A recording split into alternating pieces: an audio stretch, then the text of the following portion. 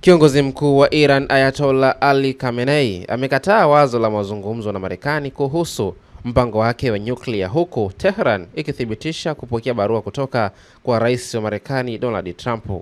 Wiki iliyopita, Trump alisema barua hiyo ilipendekeza mazungumzo kuhusu makubaliano ambayo yataizuia Iran kupata silaha za nyuklia na kuepusha uwezekano wa kuchukuliwa kwa hatua za kijeshi dhidi yake.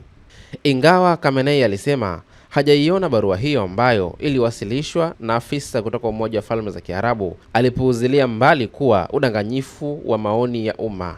Kiongozi huyo wa Iran alinukuliwa akisema kwamba tunapojua hawataiheshimu, kuna umuhimu gani wa kufanya mazungumzo? Aliwauliza, akirejelea uamuzi wa Trump wa kuachana na mapatano ya nyuklia ya Iran ya mwaka 2015 katika muhula wake wa kwanza. Ameonya kuwa Iran italipiza kisasi endapo litatokea shambulio kwenye vituo vyake vya nyuklia.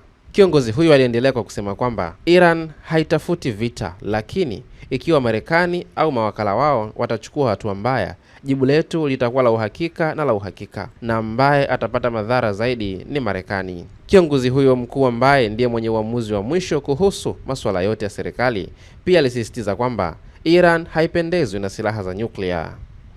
Hii ni Sawasawa Digital, habari kiganjani mwako.